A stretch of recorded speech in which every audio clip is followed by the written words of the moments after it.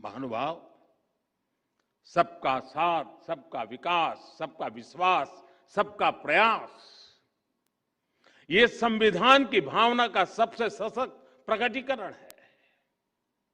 संविधान के लिए समर्पित सरकार विकास में भेद नहीं करती और ये हमने करके दिखाया है।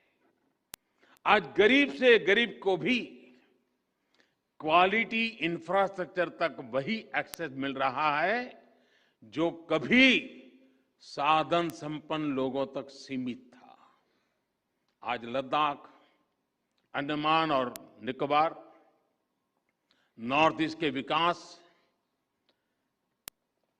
इन सभी क्षेत्रों पर देश का उतना ही फोकस है जितना दिल्ली और मुंबई जैसे मेट्रो शहरों पर है। लेकिन इन सब के बीच मैं एक और बात की तरफ आपको ध्यान दिलाऊंगा। आपने भी जरूर अनुभव किया होगा कि जब सरकार किसी एक वर्ग के लिए, किसी एक छोटे से टुकड़े के लिए कुछ करती है तो बड़ी उदारवादी कहलाती है, उसकी बड़ी प्रशंसा होती है कि उनके लिए कुछ किया।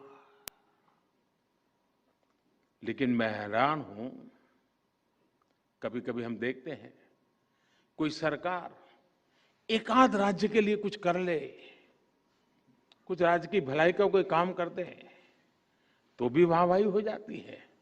लेकिन जब सरकार सबके लिए करती है, हर नागरिक के लिए करती है, हर राज्य के लिए करती है, तो उसे उतना महत्व नहीं दिया जाता जिसका कभी कभी तो उसका जिक्र तक नहीं होता है।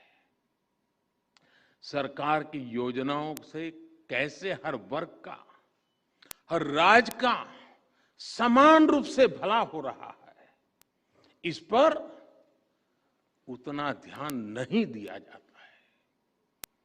पिछले 7 वर्षों में हमने बिना भेदभाव के, बिना पक्षपात के विकास के हर व्यक्ति, हर वर्ग और देश के हर कोने तक पहुंचाने का प्रयास किया है। इस साल 15 अगस्त को मैंने गरीब कल्याण से जुड़ी योजनाओं के सैचुरेशन की बात कही और इसके लिए हम मिशन मोड पर जुटे भी हैं। सर्वजन हिताय, सर्वजन सुखाय, इस मंत्र को लेकर के कार्य करने का हमारा प्रयास है। आज इससे देश की तस्वीर कैसे बदली है, ये हमें हाल के national family health survey report में भी दिखाई देता है। इस रिपोर्ट के बहुत से तथ्य इस बात को सिद्ध करते हैं कि जब नेक नियत के साथ काम किया जाए, सही दिशा में आगे बढ़ा जाए और सारी शक्ति जुटाकर लक्ष्य को प्राप्त करने का प्रयास किया जाए तो सुखद परिणाम अवश्य आते हैं। जेंडर इक्वलिटी की बात करें तो पुरुषों की तुलना में बेटियों की संख्या बढ़ रही है। गर्भवती महिलाओं को अस्पताल में डिलीवरी की ज्यादा अवसर उपलब्ध हो रहे हैं। इस वजह से माता मृत्यु दर, शिशु मृत्यु दर पर कम हो रही है। और भी बहुत सारे इंडिकेटर ऐसे हैं जिस पर हम एक देश के रूप में बहुत अच्छा कर रहे हैं।